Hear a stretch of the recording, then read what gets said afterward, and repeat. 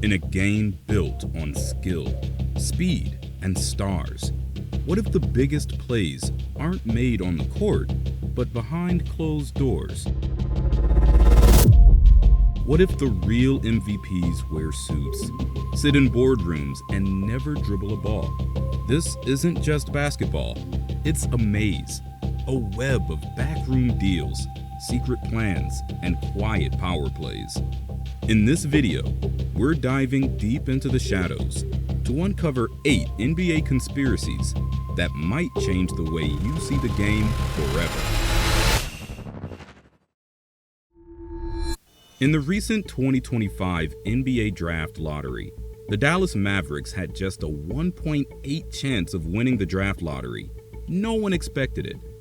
But when the number 1 pick was drawn and the name Cooper Flagg followed, the NBA world froze. Flagg isn't just good. He's a generational talent. At 6'9", he's the clear top pick. And somehow he's gonna land in Dallas. Some say it was fate, but others raised their brows. The lottery ball spun. The odds were low. Teams with worse records stood by stunned. And then came the leaks, soft whispers in the back halls. Some believed the league rewarded Dallas, a loyal market left starless after Luka's trade, with the perfect replacement in Cooper Flagg, a new face to build around just when they needed it most. There were odd signs, too. Camera cutouts during the draw, a rep who missed the media, and speculation that the league needed Dallas relevant again. Was it luck or a fix in plain sight? You decide. Luka Doncic, a star born to shine. His game is smooth and sharp, but by February 2025, things broke. The Dallas Mavericks did the unthinkable. They traded Luka, a move that stunned the league and sent shockwaves through the fan base. Just like that, the face of their franchise was gone. That raised some eyebrows. Some called it betrayal. Others called it a reset. Either way, the Mavs had just disrupted the natural order of basketball. The conspiracy theory? The NBA commissioner Adam Silver struck a secret deal. If Dallas sent Luka to the league's biggest brand, the Lakers, the Mavs would be rewarded down the line, perhaps with a number 1 pick. It sounds wild, but in a league driven by narratives and ratings, putting Luka in purple and gold was a dream. And ensuring Dallas didn't collapse post-trade, that's just good business. Too neat? Too scripted? Maybe, but the odds connected a little too well. This might seem like a coincidence, but to most, it looks like someone pulled the right strings at the right time. Now, let's wind the clock back.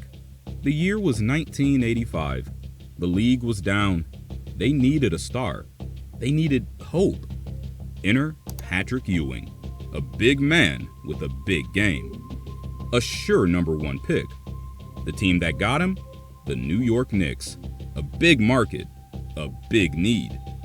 But how did they win? Some say the fix was in. The league rigged the draw.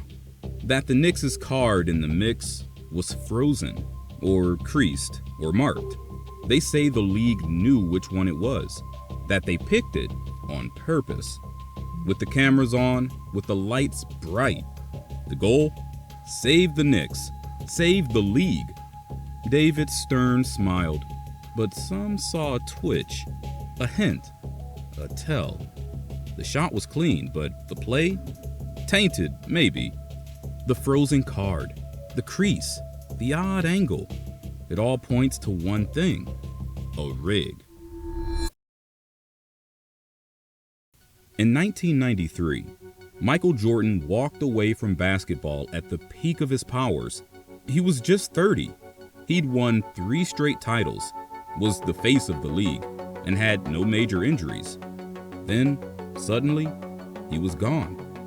The world was told it was grief from his father's tragic murder, or a desire to chase a childhood dream, baseball. But what if that wasn't the real reason? What if MJ was forced to leave?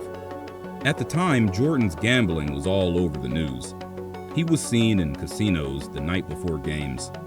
A $57,000 check to a known gambler raised eyebrows. A man named Richard Esquinas even claimed Jordan owed him $1.25 million in golf bets. The league, desperate to protect its golden boy, launched a quiet investigation.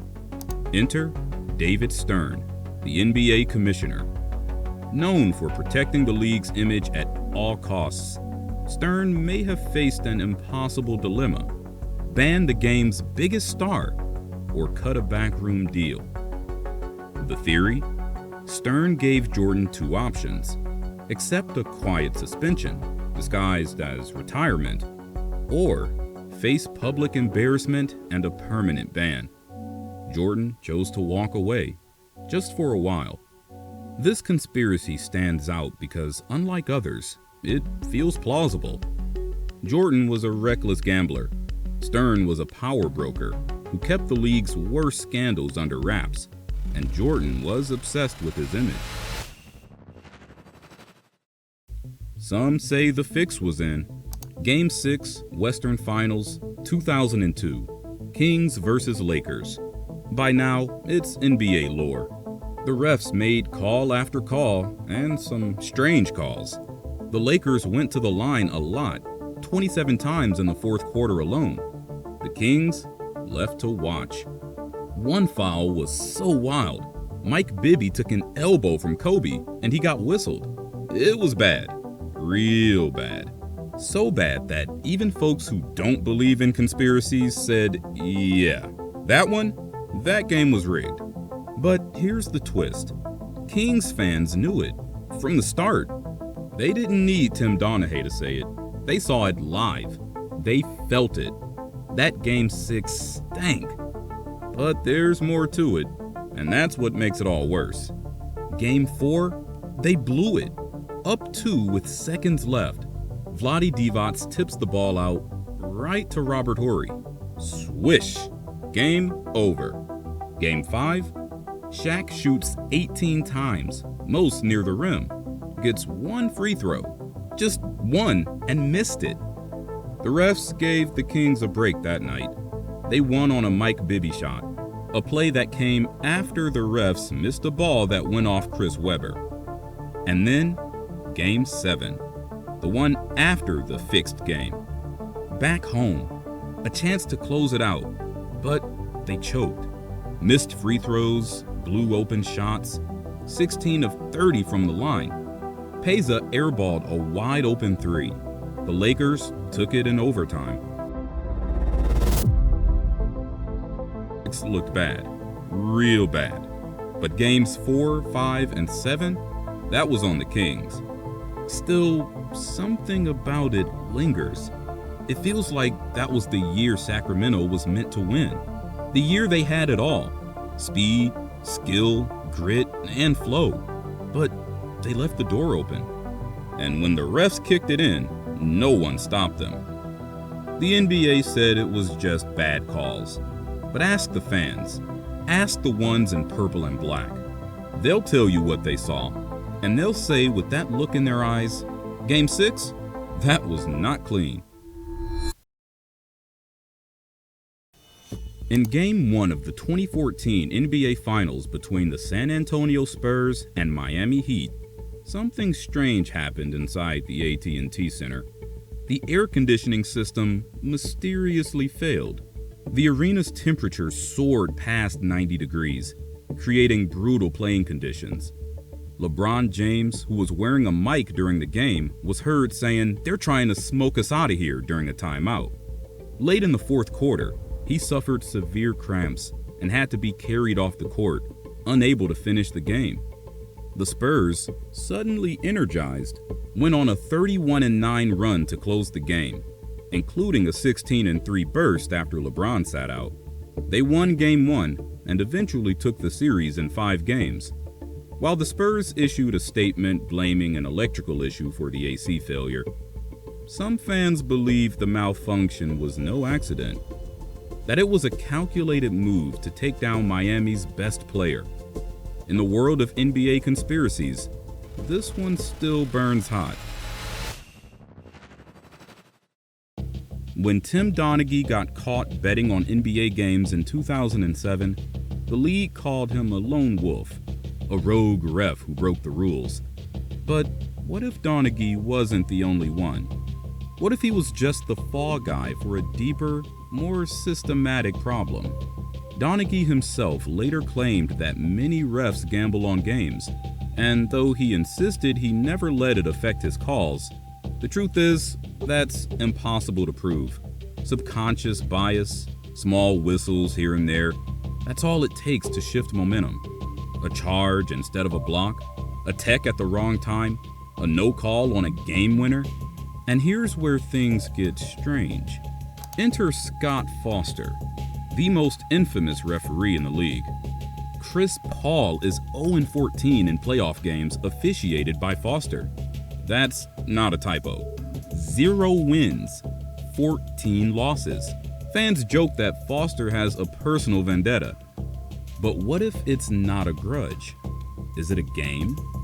One wild theory says Foster and CP3 are actually in on it together, that their public feud is a smokescreen. The idea? Foster ensures CP3 loses every time. A third party bets against Paul, and everyone takes a cut. It's a stretch, but the numbers don't lie. And in a league where gambling is more legal and profitable than ever, the incentives are massive. So maybe Donaghy wasn't alone. Maybe the refs, the ones we trust to keep it fair, have been part of the rig all along. In 1995, the NBA made a bold move to expand into Canada, introducing 2 new franchises, the Toronto Raptors and the Vancouver Grizzlies. While both teams struggled early on, the Raptors found their footing thanks to the rise of Vince Carter and a growing basketball culture in Toronto. The Grizzlies, meanwhile, never had their Vinsanity moment. Their best player, Shareef Abdur-Rahim, put up solid numbers, but couldn't lead the team to wins. Attendance declined, local support was weak, and the owner, John McCaw Jr., a Seattle-based businessman, grew tired of the financial losses caused by high costs and the struggling Canadian dollar. Without local ownership or real star power, the Grizzlies became a low-priority team for the NBA, both in marketing and support. After just 6 seasons, they were quietly relocated to Memphis. While the move was officially chalked up to business reasons, some fans believe the NBA never truly gave the Grizzlies a fair shot in Vancouver, and that the league used Memphis as a way to cover up a failed experiment. Whether a calculated decision or an honest misstep, many still view the relocation as the NBA pulling the plug on its own project.